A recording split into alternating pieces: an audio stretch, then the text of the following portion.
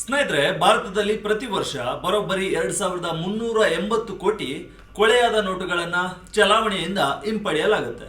ಈ ನೋಟುಗಳನ್ನು ಮತ್ತೆ ಪ್ರಿಂಟ್ ಮಾಡಲು RBI ಪ್ರತಿ ವರ್ಷ 6372 ಕೋಟಿ ರೂಪಾಯಿಗೂ ಜಾಸ್ತಿ ಹಣವನ್ನು ಖರ್ಚು ಮಾಡ್ತಿದೆ.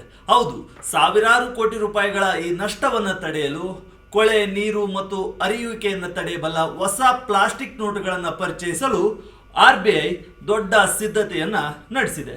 ಕಾಗದದ ನೋಟುಗಳ ಲೈಫ್ ಕೇವಲ 2 ವರ್ಷವಾದರೆ ಇವುಗಳ ಬಾಳಿಕೆ ಬರೋಬ್ಬರಿ 7.5 ವರ್ಷ.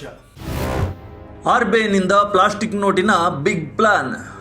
ಸ್ನೇಹಿತರೆ, ಡಿಜಿಟಲ್ ಇಂಡಿಯಾ ಕಾಲದಲ್ಲಿ ನಾವೆಲ್ಲರೂ UPI, phone pay, Google pay ಅಂತ ಎಷ್ಟೇ ಡಿಜಿಟಲ್ ಪೇಮೆಂಟ್ಸ್ ಮಾಡಿದರೂ ಕೂಡ ನಮ್ಮ ಜೇಬಿನಲ್ಲಿ ಕ್ಯಾಶ್ ಅಥವಾ ಕರೆನ್ಸಿ ನೋಟುಗಳಿಲ್ಲ ಅಂದರೆ ಏನೋ ಒಂದು ರೀತಿ ಕಶಿವಿಶಿ ಶುರುವಾಗುತ್ತೆ.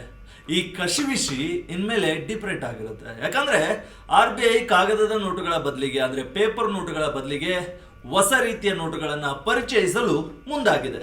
ಅದೇನು ಅಂದರೆ ಪಾಲಿಮರ್ ಬ್ಯಾಂಕ್ ನೋಟ್ಸ್ ಅಥವಾ ಪ್ಲಾಸ್ಟಿಕ್ ನೋಟುಗಳ ಪರಿಚಯ. ನೀವು ಕೇಳ್ತಿರೋದು ಅಕ್ಷರಶಃ ಸತ್ಯ. ಮುಂಬೈ ಹಾಗೂ ಪಾಟ್ನಾದಲ್ಲಿ ನಡೆದ ಕಳೆದ 2 ಬೋರ್ಡ್ ಮೀಟಿಂಗ್ಗಳಲ್ಲಿ RBI ಈ ಬಗ್ಗೆ ಬಹಳ ಗಂಭೀರವಾಗಿ, ಬಹಳ ಸೀರಿಯಸ್ ಆಗಿ ಚರ್ಚೆ ನಡೆಸಿದೆ. ಅತಿ ಶೀಘ್ರದಲ್ಲಿ ಭಾರತದಲ್ಲಿ ಪ್ಲಾಸ್ಟಿಕ್ ನೋಟುಗಳ ಪೈಲಟ್ ಪ್ರಾಜೆಕ್ಟ್ ಶುರುವಾಗಲಿದೆ ಅಂತ ಬಿಸ್ನೆಸ್ ಸ್ಟ್ಯಾಂಡರ್ಡ್ ವರದಿ ಮಾಡಿದೆ. ಹಾಗಾದ್ರೆ ಏನಿದು ಪ್ಲಾಸ್ಟಿಕ್ ನೋಟು? ಇದು ATM ಕಾರ್ಡ್ ರೀತಿ ಗಟ್ಟಿಯಾಗಿರುತ್ತಾ? ಕಾಗದದ ನೋಟುಗಳಿಗಿಂತ ಇದು ಯಾವ ರೀತಿ ಡಿಫ್ರೆಂಟು? ಯಾಕೆ RBI ದಿಢೀರ್ ಅಂತ ಈ ನಿರ್ಧಾರಕ್ಕೆ ಬಂತು, ಈ ಡಿಸಿಷನ್ಗೆ ಬಂತು?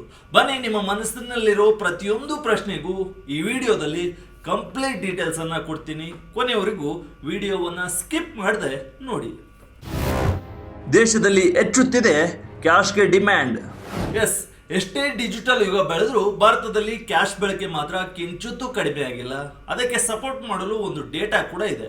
ಈ ವರ್ಷದ ಮೇ 15ರ ಡೇಟಾ ಪ್ರಕಾರ ನಮ್ಮ ದೇಶದಲ್ಲಿ ಚಲಾವಣೆಯಲ್ಲಿರೋ ಒಟ್ಟು ನಗದಿನ ಮೊತ್ತ ಬರೋಬ್ಬರಿ 42.86 ಟ್ರಿಲಿಯನ್ ರೂಪಾಯಿಗಳು. ಅಂದ್ರೆ ಪ್ರತಿ ವರ್ಷ ಕ್ಯಾಶ್ ಡಿಮ್ಯಾಂಡ್ ಜಾಸ್ತಿ ಆಗ್ತಾನೆ ಇದೆ. ಆದರೆ ಈ ಪೇಪರ್ ನೋಟುಗಳಿಂದ ರಿಸರ್ವ್ ಬ್ಯಾಂಕ್ ಆಫ್ ಇಂಡಿಯಾಗೆ ಒಂದು ದೊಡ್ಡ ತಲೆನೋವು ಕೂಡ ಇದೆ. ಅದು ಶುರುವಾಗಿದೆ.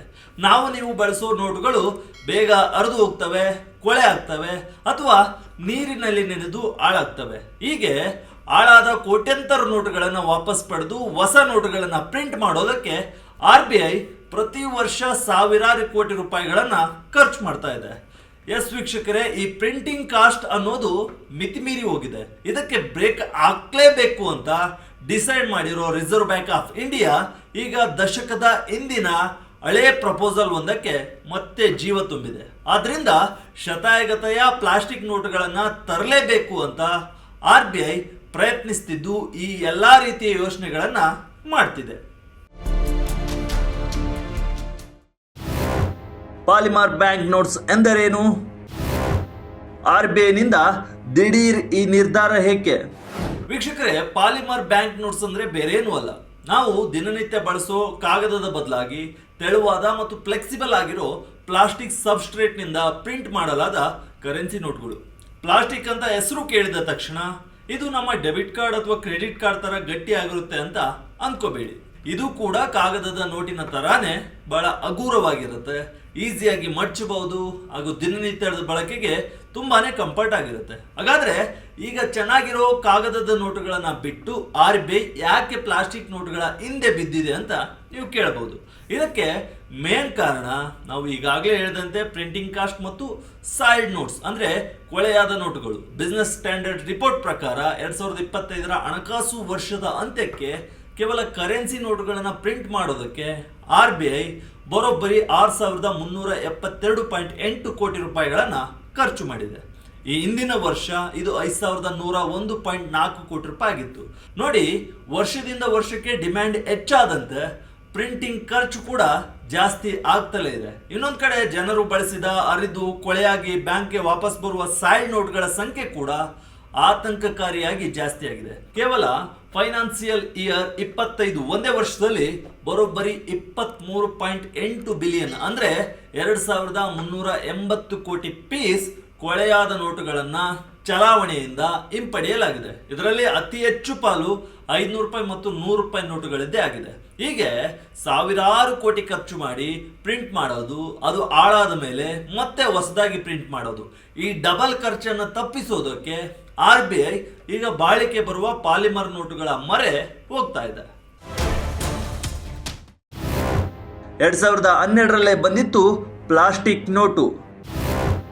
ಅಂದು ಆ ಪ್ರಾಜೆಕ್ಟ್ ಫೇಲ್ ಆಗಿದ್ದೇಕೆ? ಸ್ನೇಹಿತರೆ, ಭಾರತಕ್ಕೆ ಈ ಪಾಲಿಮರ್ ಕರೆನ್ಸಿ ಅಥವಾ ಪ್ಲಾಸ್ಟಿಕ್ ನೋಟ್ ಅನ್ನೋದು ಹೊಸದೇನಲ್ಲ.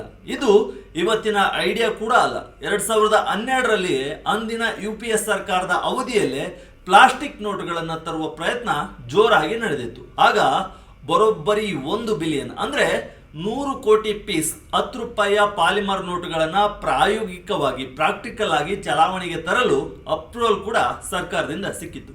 ವಿಭಿನ್ನ ವೆದರ್ ಇರೋ ನಮ್ಮದೇ ಮೈಸೂರು, ಕೊಚ್ಚಿ, ಜೈಪುರ, ಭುವನೇಶ್ವರ ಮತ್ತು ಸಿಮ್ಲಾ ಸೇರಿ ಒಟ್ಟು 5 ಸಿಟಿಗಳನ್ನು ಈ ಪೈಲಟ್ ಪ್ರಾಜೆಕ್ಟ್ಗಾಗಿ ಆಯ್ಕೆ ಮಾಡಲಾಗಿತ್ತು. ಆ ಸಮಯದಲ್ಲಿ ಫೇಕ್ ನೋಟುಗಳನ್ನು ತಡೆಯೋದಕ್ಕಿಂತ ಜಾಸ್ತಿ ನೋಟುಗಳ ಶೆಲ್ಫ್ ಲೈಫ್ ಅಥವಾ ಬಾಳಿಕೆಯನ್ನು ಜಾಸ್ತಿ ಮಾಡೋದು ಮಾತ್ರ ಪ್ರಮುಖ ಟಾರ್ಗೆಟ್ ಆಗಿತ್ತು. ಆದರೆ ಆ ಇನಿಷಿಯೇಟಿವ್ ಅರ್ಧದಲ್ಲೇ ನಿಂತು ಹೋಯಿತು. ಯಾಕಂದ್ರೆ ಅದಕ್ಕೆ ಕಾರಣ ಟೆಕ್ನಾಲಜಿ ಮತ್ತು ಆಪರೇಷನಲ್ ಪ್ರಾಬ್ಲಮ್ಸ್. ಆ ಪ್ಲಾಸ್ಟಿಕ್ ನೋಟುಗಳನ್ನು ಹ್ಯಾಂಡಲ್ ಮಾಡೋದು ಕಷ್ಟವಾಗಿತ್ತು. ಜೊತೆಗೆ ನಮ್ಮ ATM ಮಷಿನ್ಗಳು ಆ ನೋಟುಗಳನ್ನು ಸರಿಯಾಗಿ ಐಡೆಂಟಿಫೈ ಮಾಡಿ ಡಿಸ್ಪೆನ್ಸ್ ಮಾಡುವಲ್ಲಿ ವೈಫಲ್ಯವನ್ನು ಅನುಭವಿಸಿದ್ವು, ಫೇಲ್ ಆದವು. ಹೀಗಾಗಿ ಅಂದು ಆ ಪ್ರಾಜೆಕ್ಟನ್ನು ಕೈ ಬಿಡಲಾಗಿತ್ತು. ಆದರೆ ಈಗ ಕಾಲ ಬದಲಾಗಿದೆ, ಟೆಕ್ನಾಲಜಿ ಅಪ್ಡೇಟ್ ಆಗಿದೆ.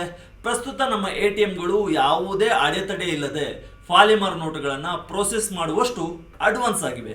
ಹೀಗಾಗಿ ಆ ಹಳೆ ಟೆಕ್ನಿಕಲ್ ಚಾಲೆಂಜ್ ಈಗ ಇಲ್ಲ ಅಂತ ಸೋರ್ಸ್ಗಳು ಕನ್ಫರ್ಮ್ ಮಾಡಿವೆ. ಅದಕ್ಕಾಗಿ RBI ಪ್ಲಾಸ್ಟಿಕ್ ನೋಟುಗಳನ್ನು ತರಲು ಭರ್ಜರಿ ಸಿದ್ಧತೆಯನ್ನು ನಡೆಸಿದೆ.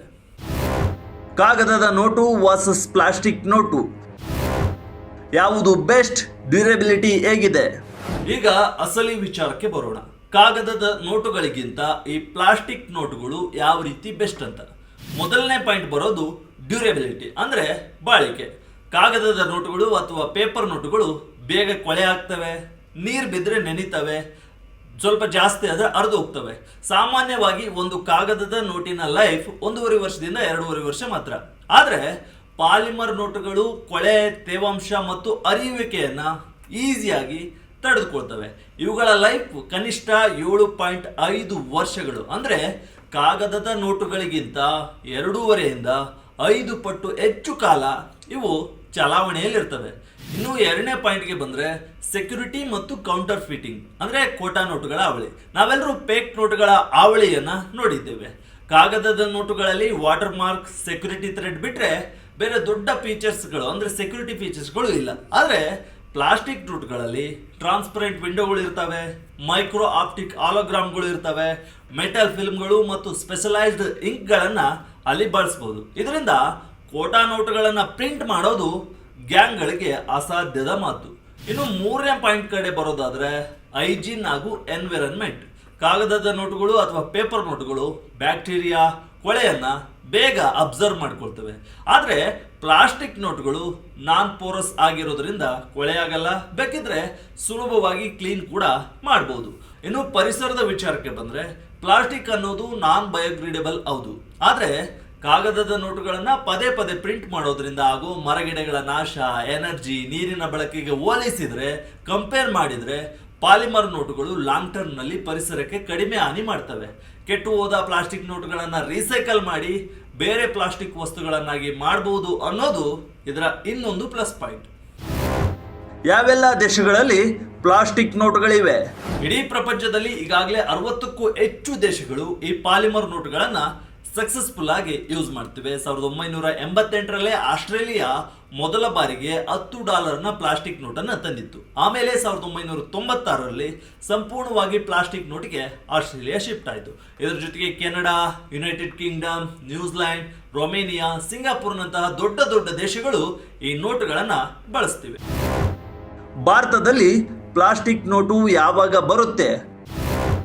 ಈಗ ಇರೋ ಕಾಗದದ ನೋಟು ಬ್ಯಾನ್ ಆಗುತ್ತಾ? ಹಾಗಾದ್ರೆ ಭಾರತದಲ್ಲಿ ನಮ್ಮ ಕಾಗದದ ನೋಟುಗಳು ಅಥವಾ ಪೇಪರ್ ನೋಟುಗಳು ದಿಢೀರ್ ಅಂತ ಬ್ಯಾನ್ ಆಗ್ಬಿಡುತ್ತಾ? ಎಲ್ಲವೂ ಪ್ಲಾಸ್ಟಿಕ್ ಆಗುತ್ತಾ ಅಂತ ಭಯಪಡಬೇಡಿ. ಖಂಡಿತ ಇಲ್ಲ. RBI ಒಮ್ಮೆಲೇ ಎಲ್ಲಾ ನೋಟುಗಳನ್ನ ರಿಪ್ಲೇಸ್ ಮಾಡಲ್ಲ. ಮೊದಲಿಗೆ ಒಂದು ಸಣ್ಣ ಪೈಲಟ್ ಪ್ರಾಜೆಕ್ಟ್ ಶುರುವಾಗಲಿದೆ. ಅದು ಕೂಡ ಕೇವಲ 10 ರೂಪಾಯಿ ಮತ್ತು 20 ರೂಪಾಯಿಯ ಸಣ್ಣ ಮುಖಬೆಲೆಯ ನೋಟುಗಳ ಮೇಲೆ. ಯಾಕಂದ್ರೆ ದಿನನಿತ್ಯ ಅತಿ ಜಾಸ್ತಿ ಜನರ ಕೈಯಲ್ಲಿರೋದು, ಬೇಗ ಅರ್ಧ ಆಳೋಗೋದು ಇದೇ 10 ಮತ್ತು 20 ರೂಪಾಯಿ ನೋಟುಗಳೇ. RBI ಕಳೆದ 2 ವರ್ಷಗಳಿಂದ ಈ ಸಣ್ಣ ಮುಖಬೆಲೆಯ ನೋಟುಗಳ ಜಾಗದಲ್ಲಿ ಕಾಯಿನ್ ಬಳಸುವಂತೆ ಜನರಿಗೆ ಪ್ರೋತ್ಸಾಹವನ್ನ ಕೊಡ್ತಾನೆ ಬರ್ತಿದೆ. 2025ರ ಆರ್ಥಿಕ ವರ್ಷದಲ್ಲಿ ಬರೋಬ್ಬರಿ 1.5 ಬಿಲಿಯನ್ ಕಾಯಿನ್ಗಳನ್ನ ಸಪ್ಲೈ ಕೂಡ ಮಾಡಿದೆ. ಅದರಲ್ಲಿ 800 ಮಿಲಿಯನ್ ಕಾಯಿನ್ಗಳು 5 ರೂಪಾಯಿ ಕಾಯಿನ್ಗಳೇ ಆಗಿವೆ. ಆದರೂ ಕೂಡ ಜನರು ಕಾಯಿನ್ಗಿಂತ ನೋಟುಗಳನ್ನೇ ಜಾಸ್ತಿ ಇಷ್ಟಪಡ್ತಾರೆ. ಹೀಗಾಗಿ ಈ 10 ಮತ್ತು 20 ರೂಪಾಯಿ ನೋಟುಗಳನ್ನೇ ಪ್ಲಾಸ್ಟಿಕ್ ರೂಪದಲ್ಲಿ ತರಲು ಸಿದ್ಧತೆಯನ್ನ RBI ನಡೆಸಿದೆ. ಈ ಪೈಲಟ್ ಪ್ರಾಜೆಕ್ಟ್ ಸಕ್ಸಸ್ ಆದ್ರೆ, ಜನರ ಅಕ್ಸೆಪ್ಟೆನ್ಸ್ ಸಿಕ್ಕರೆ ಮಾತ್ರ ಮುಂದಿನ ದಿನಗಳಲ್ಲಿ ದೊಡ್ಡ ನೋಟುಗಳು ಕೂಡ ಪ್ಲಾಸ್ಟಿಕ್ ಆಗಿ ಬದಲಾಗುವ ಸಾಧ್ಯತೆ ಇದೆ.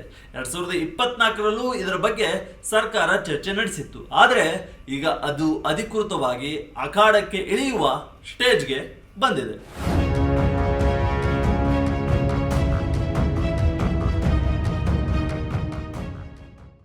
ಒಟ್ನಲ್ಲಿ ಈ ಪಾಲಿಮರ್ ಅಥವಾ ಪ್ಲಾಸ್ಟಿಕ್ ಬ್ಯಾಂಕ್ ನೋಟ್ಸ್ ಅನ್ನೋದು ಭಾರತದ ಆರ್ಥಿಕ ಸಿಸ್ಟಮ್ ನಲ್ಲಿ ಒಂದು ದೊಡ್ಡ ಗೇಮ್ ಚೇಂಜರ್ ಆಗೋದ್ರಲ್ಲಿ ಯಾವುದೇ ಡೌಟ್ ಇಲ್ಲ.